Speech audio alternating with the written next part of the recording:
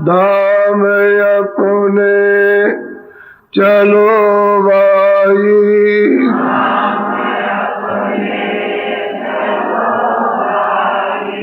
पराए देश नहीं रहना।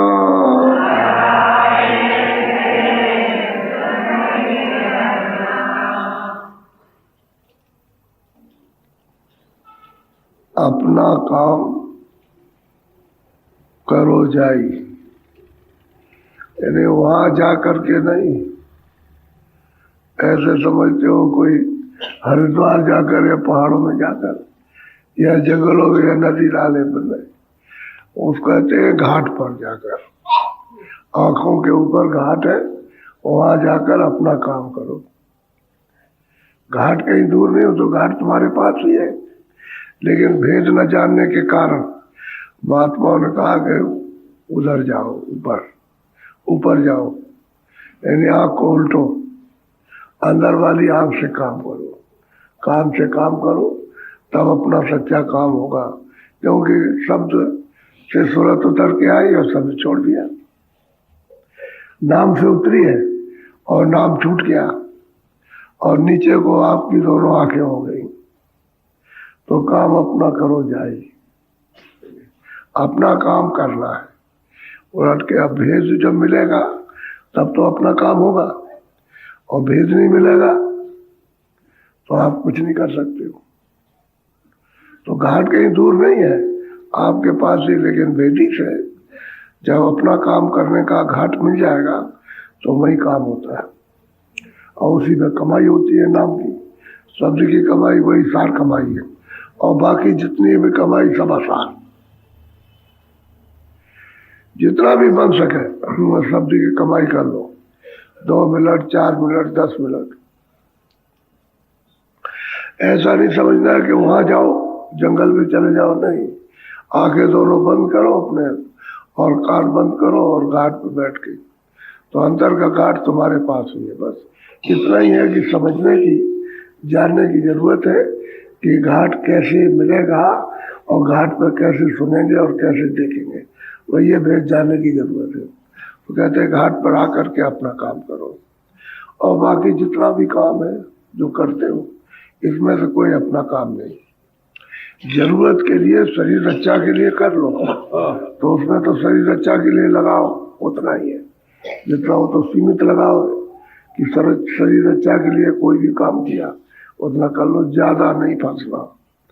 और ज्यादा फंसते हो, ज्यादा वासना विस्तार करते हो वासनाओं का, तो फंस जाओगे, फिर इसमें से निकल नहीं सकते हो। और जहाँ वासनाएं फैल गई फिर मुड़ना बहुत मुश्किल है, और वासनाओं में फिर शंका बहुत होती है, क्योंकि उसकी पूर्ति के लिए नाना प्रकार की शंका है। तो उस उधेड़ मन में फंस जाओगे तो फिर अपना काम नहीं कर सकते। इसलिए महात्माओं ने जुक्ति बताई है कि जुक्ति लेकर के तब अपना काम करो। और ये पराया देश तो है ही, अपना देश तो नहीं है। और रोज दिन समाप्त करते हो, यानी सुबह शाम खत्म हो जाता है, दूसरा दिन आ जाता है। तो ये तो दिन खत्म हो गया, इसकी आज की जो पूंजी थी खत्म हो गई, 100 की पूंजी थी खत्म हो गई। अब ये पूंजी लौट के लगना नहीं है। ये कहो कि हमारे इस वृक्ष पर, तर रूपी वृक्ष पर फिर जब वापस लग जाए कि वो नहीं, वो निकल गई। ऐसे ही श्वास की पूंजी जैसे खत्म हो जाती है वैसे वही यही उम्र है। पूंजी खत्म करो, बस उम्र खत्म, तुम खत्म हो गए। तुम्हारा जो है पिंड शरीर खत्म, इसमें कुछ रहेगा नहीं। सूरत तो श्वास पर रहती है, उसका उतना ही समय है, और श्वास का खजाना खत्म हुआ तो टिकेगी किस पर? ये तो शरीर की श्वास है। ऐसे ही 84 की श्वास है, चारों खानियों की, कि उनमें श्वासें डाल दी, सूरत वहां पहुंचा दी गई। और जब तक श्वास चल रही है तब तक उस मकान पर रहो और वह फट निकाल दी गई। ऐसे ही कीड़े हैं, जल के जीव हैं, थल के जीव हैं, और हवा में रहते आकाश के जीव, सबका यही हाल है कि श्वासों की पूंजी डाली गई, उसी पर सूरत उतार दी। उस खोल में रहो, और जैसे ही पूंजी खत्म हुई उस खोल के बस खून खत्म हो गया, निकाल दिया। ये तो कहते हैं भाई, इसी पूंजी से अपना काम कर लो, अपनी कमाई कर लो।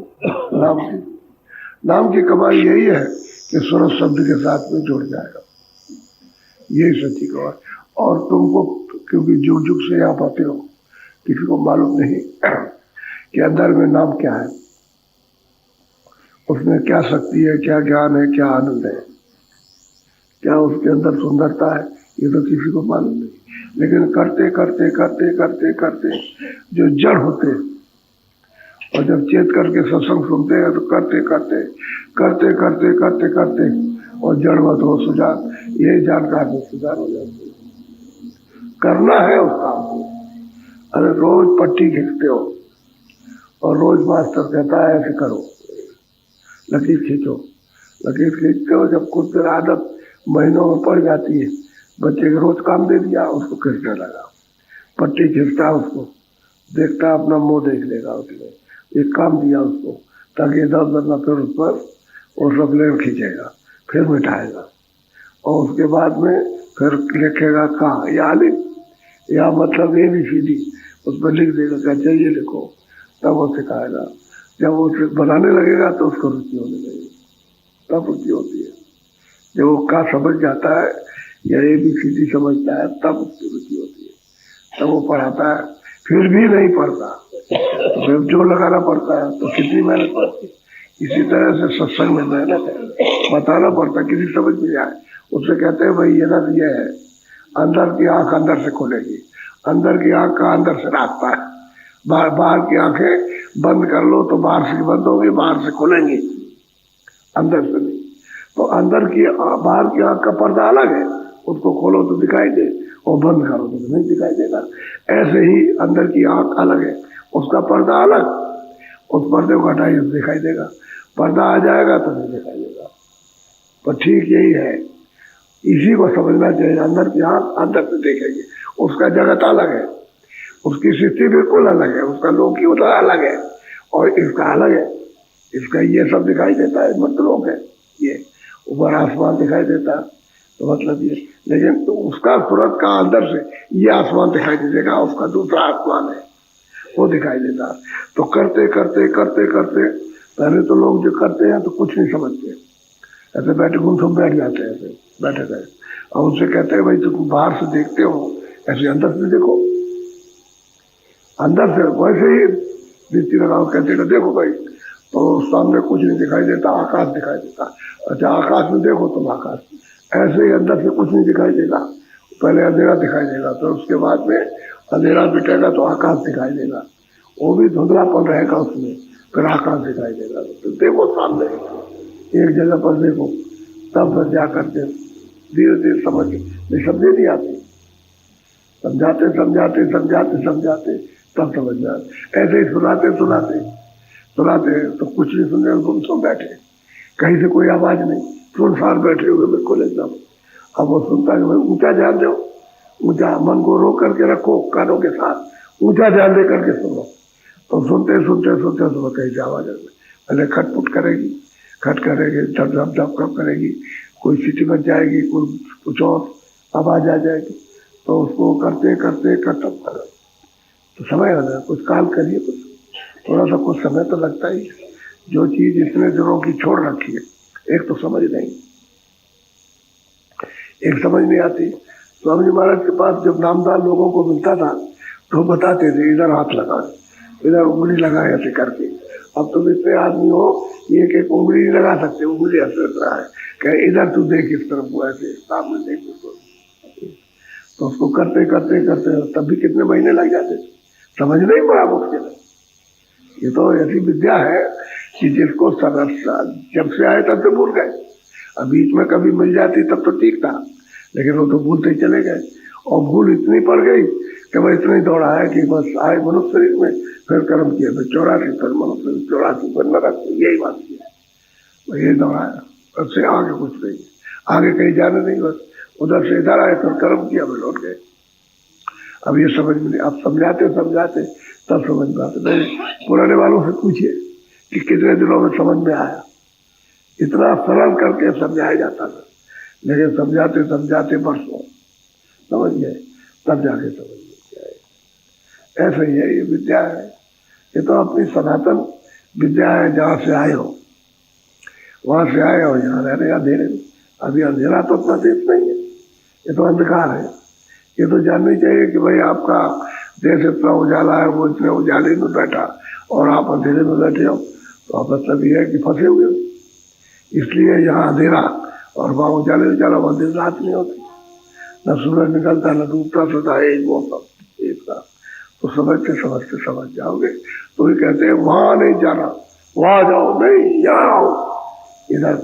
इसको कहते हैं वहां जाओ, इधर आंखों के ऊपर आओ, यहाँ से अपना काम करो।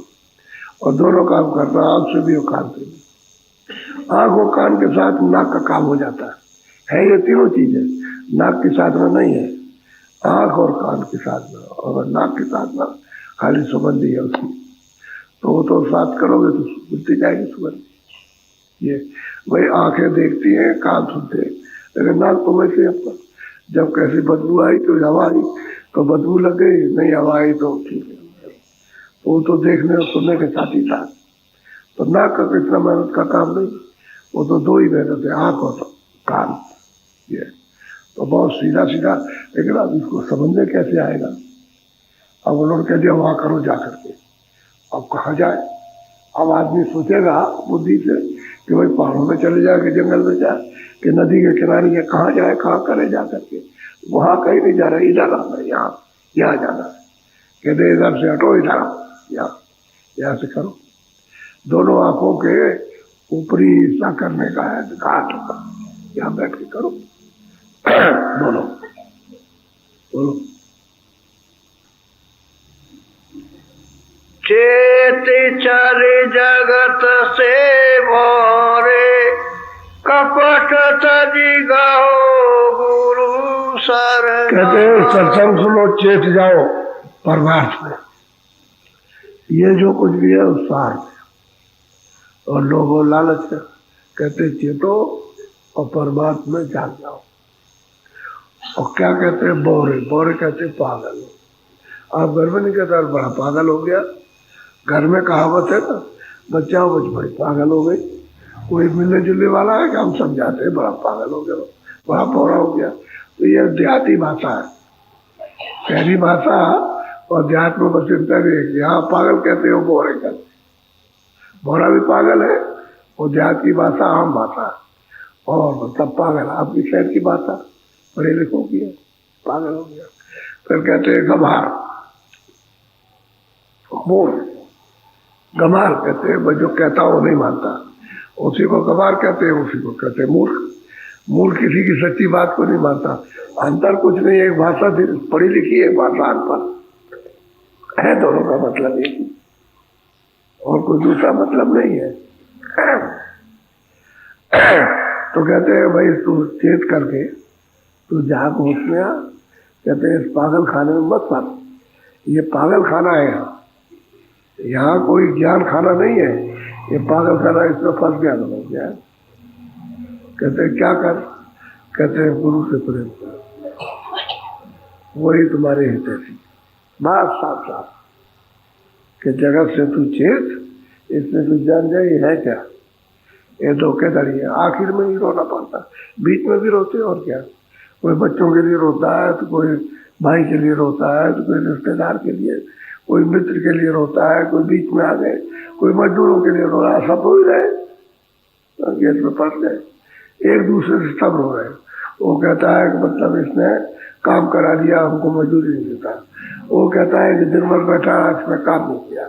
वो कहता है हमको कुछ बचे ही नहीं, हमारे पास कुछ है ही नहीं है। बताओ, सेठ भी यही कहेगा जो काम कराएगा, और मजदूर भी यही कहेगा। वो कहेगा काम नहीं किया, वो कहेगा मजदूरी नहीं, बात ये है। अब ये है, इस पागल खाने में जुटे पड़े हुए हो। तो कहते हैं इससे जाओ, क्या हो जाओ, कोई अपना नहीं। कहने का उसका मतलब सावधानी से बरतो, काम करो ईमानदारी में से पूरा। जिससे अगला आदमी जैसे पैसा देगा वो ये समझ जाए हमारा काम किया, आप पैसा ले गया, ठीक, उसको देने में हर्ष होगा। और बैठे रहोगे। वहाँ हमारे वकील साहब गए, वहाँ कोई काम करा रहे थे इलाहाबाद में, तो वो एक फड़ुआ चलाए, दो बीड़ी पी रहे। फिर उसके बाद उनसे कहा, अरे भाई तुम बीड़ी दिन भर पीते रहो, फिर 2-4 फुट में चलाए। अब बताओ, जो काम कराने वाला वो काम तो कर नहीं रहा, तो पैसे क्या देगा? उसका क्या उसको बचाता हुई? ठीक यही झगड़ा है सब जगह, यही बच्चों का झगड़ा, यही पति पत्नी का झगड़ा, तुमने ये काम नहीं किया, एक दो झगड़े। अब झगड़ा हो गया, बात तो कोई और है। ये गिलास यहाँ कैसे रखा रहता है, ये कि भाई लड़के ने रख दिया होगा तो तुमने उठाया क्यों? बड़ी झगड़ा, कोई होना चाहिए कारण। वो गिलासी का झगड़ा हो गया पति पत्नी से। अब ये झगड़ा आ गया, अब वो नहीं मतलब झगड़े में फंसे हुए। तो ये बताओ चेताओगे कैसे? ये तो पागलपन है। अगर गिलास किसी ने रख दिया, आपने रख दिया, आप उठा लीजिए तो होता है। तो चलो प्रेम से, अगर तुमने नहीं कर पाया हम ही करते, ये तो ठीक है। लेकिन ये है कि झगड़ा करना है तो जरा सी बात में झगड़ा हो जाए, झगड़ा होता है, छोटी छोटी बात में पहाड़ बन जाता है। हम नहीं रहेंगे, हम तुमको घर से निकाल देंगे। अरे बोल ये पागलपन है। अब इसमें लग गए, सारे जीवन खत्म इसी लड़ाई में। ये देखा गया और जीवन खत्म हो जाए। उनसे कहो भाई भजन करो, अरे करेंगे महाराज, क्या भजन करेंगे जब ये है उत्पात मचाओ, भजन उससे नहीं हो सकता। अब वो बोल रहे पागल है, एक दूसरे चुप नहीं रहते। अगर थोड़ा सा चुप हो जाए, क्या भाई पूछे चलो चुप हो जाओ, तो बात खत्म हो गई। वो चुप हो जाए, खत्म। घर बार या मित्रता या और कुछ समाज तभी चलता है जब एक चुप हो जाए। और दोनों बकवास करेंगे तो समाज नहीं चलेगा, जाति नहीं चलेगी। तो अपने जाओ, अब अपने रहेंगे। तो ये है बौरापन, पागलपन है। तो जगत से चेत बौरे, इसमें क्या फंसा हुआ? तो पागल खाना है। चल जल्दी से गुरु सरना पकड़, शर्म में जा, और जो नाम की कमाई हो सार कमाई कर दी, जिससे आत्म कल्याण हो, जन्म मरण का छुटकारा खत्म हो जाए, इससे छूट जाओ। और जन्म मत और मरण, यही तो पीड़ा है, असहनीय है। और फिर कहाँ कहाँ जन्म मिलेगा, क्या ठिकाना? बोलो। फिरेगा फिर तू मद माता, अंत सिर पीट कर सब रोते रहते, कहते हैं तो गाफिल बेहोश हो करते एकदम नशे में। कहते हैं कि बस ऐसा तू घूमता फिरता रहता है, और अंत में कहते हैं सिर पीट करके रोता हुआ चला जाए, तेरे कोई काम नहीं आएगा, कोई काम नहीं आता। बल्कि सब लोग ये कहते हैं मर गया तो अच्छा हो गया, जान छूट गई, जान तेरी छूट गई। अरे कर्तव्य छूट गया तेरा, जान कहाँ छूटी? अब तेरे ऊपर बरसने वाला है, वही बात तेरे ऊपर आने वाली है। तो कहते हो गाफिल है। जो महात्मा कहते हैं उस काम को नहीं कर रहा, और वो जो अपना है और नशे में उस काम को कर रहा, पीछे पछताएगा, उन्हीं से पछताएगा और रोता हुआ जाएगा, कोई काम नहीं आएगा। हमने अपना सारा समय खत्म कर दिया। तो अपना होशियारी से रहो, घर में कैसे रहो, घर का काम कर दिया, देवियों ने कर दिया, उनको जब तक जाना, किसी को दुकान पे जाना, किसी खेती फट से काम किया, चलो जो नाश्ता हुआ सब बना बनू करके सब देखे, और उसके बाद बच्चों की सेवा की, स्कूल चली गई, और उसके बाद भजन पर बैठ गए। कोई फायदा नहीं, किसी तरह क्या फायदा? बच्चे स्कूल गए, वो खेती दुकान दफ्तर में, आपको अच्छी तरह 10 मिनट आधा घंटा कर लो, कोई बात नहीं। फिर आई, फिर उसके बाद शाम को और सब सेवा कर दी, उसके बाद फिर बैठ गए। यानी ये ऐसे ही आदमी वहां से थक वादा आया, मतलब आया और मौका देखा तो मतलब वो अपना बैठ गया। सब करने वाले सब कर लेते हैं जिनमें चेतना हो, और चेतन नहीं तो उसी में झगड़ा होता रहता। यानी हर घर में रोज झगड़ा, तो भजन क्या हो सकता? जब रोज झगड़ा है, रोज जैसे मतलब है जैसे सब्जी रोटी बनाते और खाते, ऐसे रोज झगड़ा। अब उसके बगैर किए नहीं। और जहाँ झूठ बोलने वाला तो घर में, और कहीं झूठ नहीं बोल पाएगा तो घर में बोलेगा, वो घर में बोलेगा झूठ, बच्चों से भी बोलेगा और पत्नी से भी बोलेगा, क्योंकि झूठ बोलेगा तो उसका पेट भरेगा नहीं, वही उसकी रोटी है और उसको अच्छा भी नहीं लगेगा। वो आदत पड़ी हुई है, बस ये बात है, पेट में वक्त खो जाता। अब कहते हैं अरे भाई बहुत पागल, अंत में पछताएगा, होश में आ। महात्मा ये कहते हैं भाई समय बचा ले और कुछ अपना काम कर ले, बस सीधा, बहुत सीधी सीधी बात करते। उसको ये नहीं कोई टेढ़ी मेढ़ी बात, इच्छा तो कर सकते, और कोई पूछे आकर के वही कौन सा रास्ता भजन करने का तो उसको बताया जाए, अब वो कह के चाहो भजन करो, कह रहे हम नहीं चल, हम तो जो करते हैं वही करेंगे। वो कर तो लड़ाई झगड़े रहे हो और पागलपन का काम कर रहे हो तो वो करते रहो, उसे क्या मालूम कि भजन क्या है। बोलो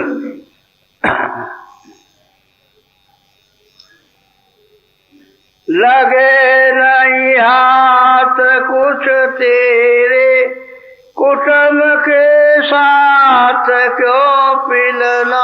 अरे भाई तू कुटुंब परिवार के साथ इतनी मेहनत कर रहा, उनसे भी तुझको कुछ भी नहीं मिलेगा और तेरे हाथ कुछ नहीं लगेगा, आखिर में सिर धुन के पछताएगा। वो कोई अच्छा कहने वाला नहीं है, चाहे जितना अच्छा काम करो। कुटुंब के साथ घर कर लगे, कुछ नहीं किया आपने, बस सब धुल गया, आपका किया कराया सब चला गया। जब उसने कह दिया कुछ नहीं किया, कुछ करेगा ही, और तू उसने लड़ा पिलाया, उसमें मतलब ये ले कि अब ये करेंगे, अब ये करेंगे, अब करेंगे। अब ये दशा है जगत की। स्वामी जी महाराज समझाते थे, बड़ा होश में रहना, होश में। दुनिया बड़ी वो है, यहीं से मथुरा से पैदल जा रहे थे, हम अपनी बात बताते हैं, यही बात बीच में याद आ गई। तो एक गांव में प्यास लगी थी, गर्मी का मौसम था, तो कुआं था, तो हमने कहा चलो भाई, एक आदमी और था, हमने भाई पानी पी लो। स्वामी जी महाराज के दर्शन करने चल रहे, प्यास लगी, अभी तो बहुत दूर गाँव। तो वहाँ कुआं देखा, पानी तो भरा है, लेकिन वहाँ कोई रस्सी लोटा नहीं था। तो कहा भाई किसी से मांगो। तो एक लड़का था, उसने कहा बच्चा एक लोटा रस्सी ले आ, लोटा तो है लेकिन रस्सी ले आ, बांध के पानी निकाल ले। तो रस्सी ले आया। तब तक एक औरत आई, ऐसे देखने लगी, ये दोनों सब तंदुरुस्त है और दोनों ठीक है, नौजवान है, ऐसे देखा। फिर पीछे अंदर गई, फिर उसने आई, फिर देखा, और 2-3 बार देखने दाखने के बाद बोली, क्या लगे कि आप हमको छोटे में छोड़ के चले गए थे, बताइए आप, ये सोच लीजिए आप हमको छोटे में चले गए थे छोड़ के, हमने खूब पहचान दिया। हमने उससे कहा, हमें भाई गुरु महाराज कहते थे इकट्ठा मत जाना। अरे भाई वो क्या कह रही औरत, कह लगा हमने तुमको खूब पहचान लिया, छोटे में छोड़ के चले गए थे। हमने कहा अच्छा भैया लोटा वोटा रखो जल्दी से। स्वामी जी महाराज की बात याद आ गई। अच्छा चल दिए। अरे कह लगे ठहर जाइए, आप कहाँ जा रहे हैं, अब बड़ी मुश्किल से आए हैं और जा कहाँ रहे। अरे भाई तुम चलो जल्दी से, पानी आने कुछ नहीं पीना। वो नहर तक गए तो नहर तक भगी, कह रहे हमने खुद पहचान लिया। तो उसने कहा कि तुमको लेकर के इसी नहर में इसी में बोर देंगे और गिर जाएंगे, इसी में तुम मर जाओगे, मर जाएंगे अगर तुम इधर आए। तब लौट के गई, क्या पूछ करके, भाई कोई कहीं का आदमी, कोई किसी जात का, कुछ नहीं, हमने पहचान लिया। यह है चक्कर, दुनिया इसमें फंसी हुई है। कहाँ तुमको भरमा ले और कहाँ तुमको फुसला दे, कोई ठिकाना नहीं। अगर गुरु के शब्द याद रहे तो फसल जाए। और क्या, यहाँ एक सोरो है, स्वामी जी महाराज एक किस्सा सुनाते थे। एक महात्मा जी आए, मैदान में उन्होंने पड़ाव डाला, तो सब गाँव वालों ने सेवा की, सेवा करते रहे। तो वो औरत कहती है कि साहब आप हमको छोड़ के चले गए, छोड़ के हमको चले गए थे। अब महात्मा कहीं का, वो कहीं का रहने वाला तुम्हारे गांव में आ गया, कहीं छोड़ के चले गया, आपने पहचान लिया, तुमको मतलब ये 30 साल हो गए, अब तुम लौट करके आए।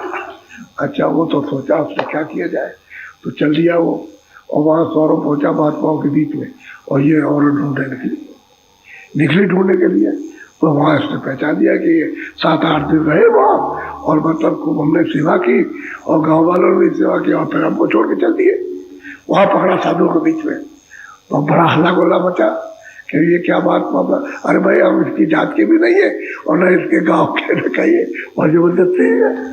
तो कह रहे नहीं। तो साधुओं ने तय किया, क्या किया भाई, जब वो कहती है तो तुम चले जाओ, उसके बाद चले जाओ। तो फिर उसने कहा कि अच्छा हम कोई काम नहीं करेंगे। तो औरत बोली काम हम करेंगे और आपको बैठाल खिला के रहेंगे, हम कोई कुछ नहीं। आया और घर में वहां रहा 2-3 बच्चे हुए, मतलब पता नहीं यार पर क्या करे, साधु हुआ तो भजन कर देगा, क्या करे। और वो कहते हैं कि भाई हमारे छोड़ के चले गए, अब क्या किया जाएगा, वही पता क्या। और वो भजन की बात ही खत्म हो गई। काम उसने कुछ नहीं किया, वो कमाती नहीं, वो काटा रहा, काम नहीं किया उसने, वो ऐसे ही बैठा रहा।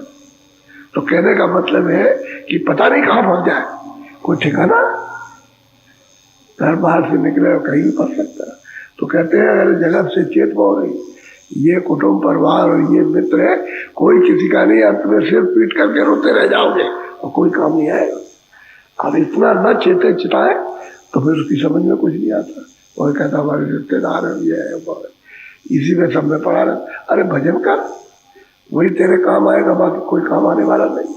न कोई साधन सामान आएगा, उसने जमा किया उसका नहीं आएगा, आपने जमा किया आपको नहीं आएगा। बोलो।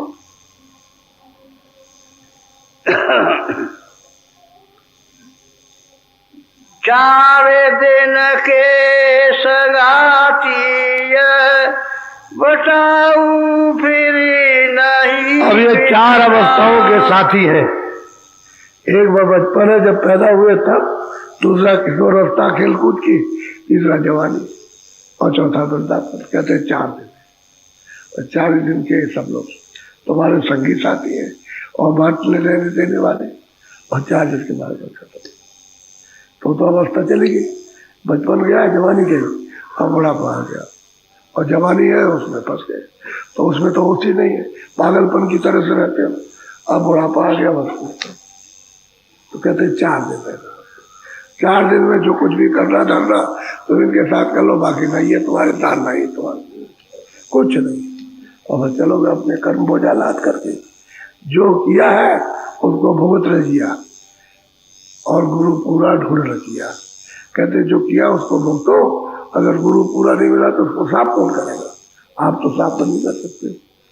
तो जब आप घाट पर आओगे और नाम को पकड़ोगे तो सफाई होगी। शब्द ही साफ करता है, और गुरु शब्द है, जो गुरु शब्द रूप है वही साफ करेगा, दूसरा कोई साफ करने वाला नहीं। तो कहते तुमने गुरु तो पूरा किया नहीं, अब तुम्हें नहीं बताओ, बांटने वाले लोगों के साथ में लगे रहे, कहीं देते रहे, कहीं ये करते रहे, कहीं वो, इसी में समय निकल गया 4 दिन का। और चलिए बोलो। रहो होशियार जग ठग से, बचा पूरी कमर। कहते जग ठगे, जितने भी लोग हैं ठगे, अपने अपने स्वार्थ का निशाना लगाए कि इससे हमको इसकी पूर्ति हो जाए, तो सीधा काम है। जग ठग से, ये संसार ठग है। कहते हैं कि अपनी श्वास रूपी पूंजी को बचा और कमर कस और नाम की कमाई कर ले। यह मिनट 1 मिनट, आधा मिनट, 10 मिनट, 15 मिनट नाम की कमाई कर, कमर कस के कर, इसी में से समय बचा के, और फिर तो इसको लूट नहीं सकते, ठग नहीं सकते, धोखा नहीं दे सकते। और अगर जरा सा भी अचेत हो गया और महापुरुषों के पास नहीं गया तो बस सब लूट ले, तब पीछे से सब पछताते रहते। हम तो लोगों को देखते हैं, आखिर में आते हैं, क्या कर रहे थे, वो काम व्यापार कर रहे थे, क्यों आए आप, कह रहे हैं क्या कर रहे, वो सब साफ कर देते काट। कहते हैं कि गुरु का संग करो और नाम दे देगा, और फिर उसकी कमाई कर लो, सीधा सीधा काम। मुसाफिरी में सफर कर रहे हो, लेकिन सफर करो तो ऐसे के साथ मित्रता करो जो अपना धन मिल जाए, जो हमारे साथ चले और हमारा काम कर दे। हम जहाँ से आए वहाँ पहुँचा दे हमको, तो हम अपना धन प्राप्त करेंगे तब पहुँचेंगे, कि जगत का धन प्राप्त करेंगे पहुँच जाएंगे। ये तो कूड़ा कचरा है, ये तो वहाँ जाता नहीं, शब्द जाएगा। तो शब्द तुमने छोड़ रखा है, उसे पकड़ो और शब्द के घर में पहुँचो। वो तो सबका सागर है, उसमें पहुँच जाओगे तो अपना सम्मान खजाना सब मिल जाएगा। दुख का नाम निशान भी नहीं वहां पर। बोलो। सूरती कोट पान गगना में। कहते हैं सूरत को जब नाम दे दे तो सूरत को तान करके रखो कानों को, और मन को लगा के रखो गगन की तरफ। ऊपर ही से आवाज आ रही, क्यों नहीं सुनाई दे रही है? कान बंद है, बस इतनी बात है। इन कर्मों से कान बंद हो गए अंदर के। सब जितना भी कूड़ा कचरा पाप पुण्य का, ये सब इसके ऊपर जमा होता है, इधर जमा कहीं नहीं होता है। न आँख में, न मुंह में, न इधर गले में, न सीने में, न पेट में, कहीं जमा नहीं, वो इधर जमा होता है इधर।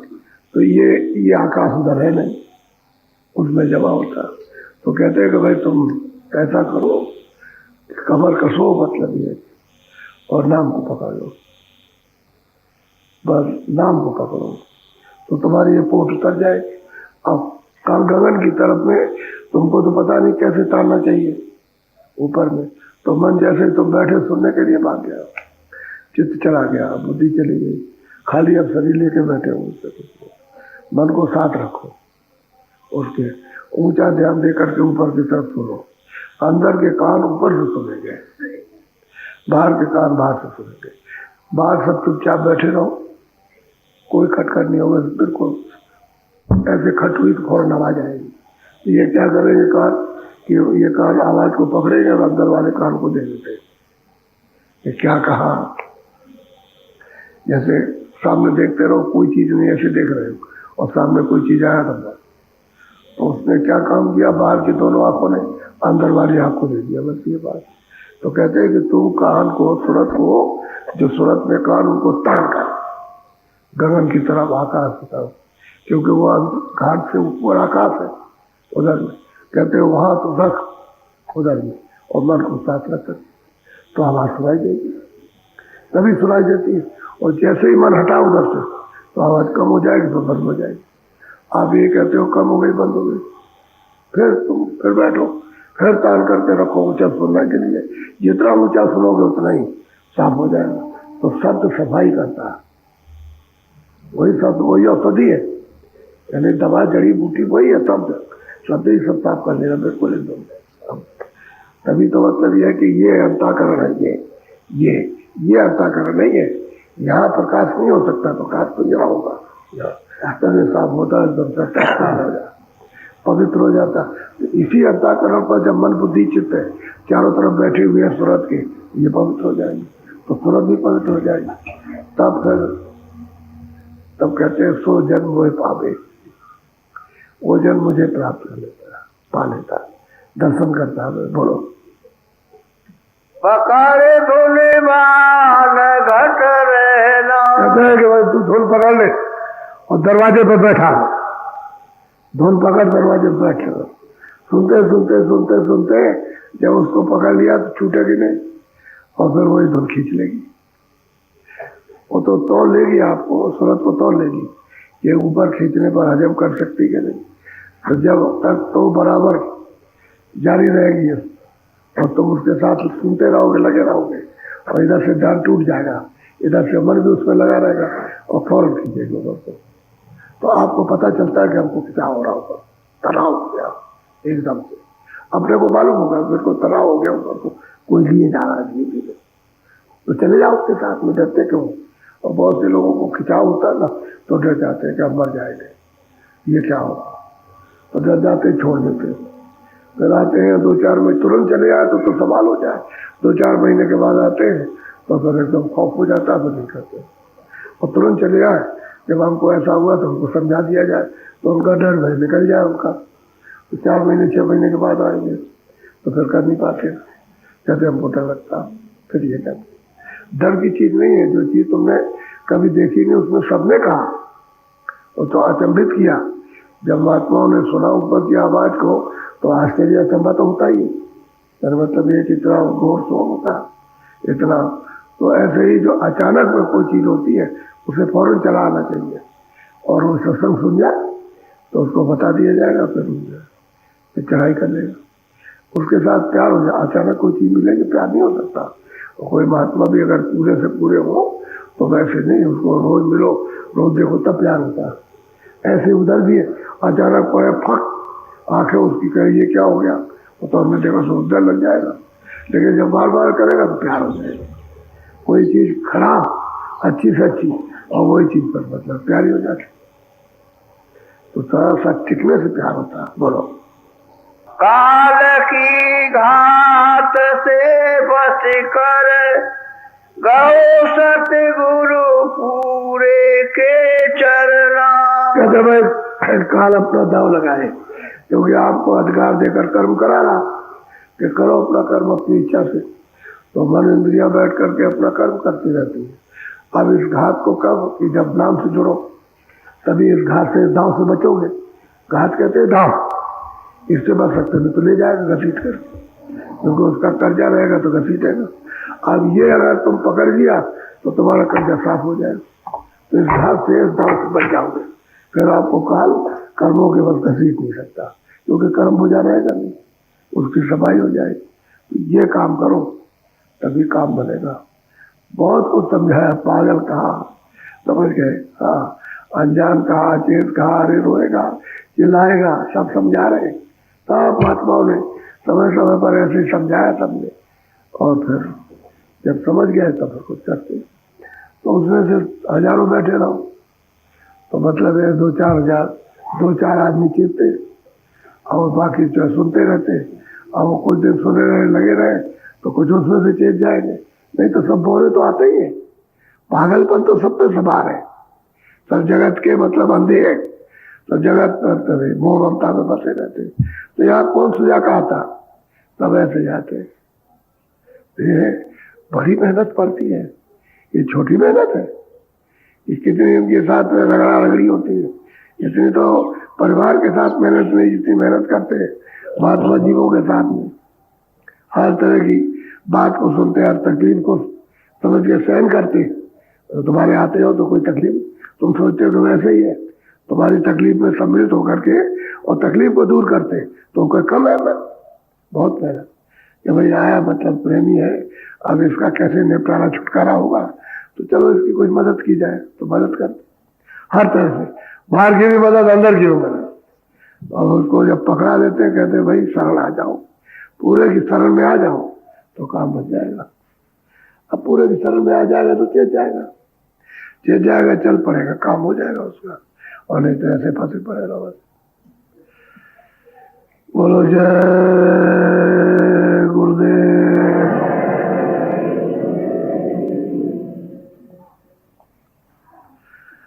जय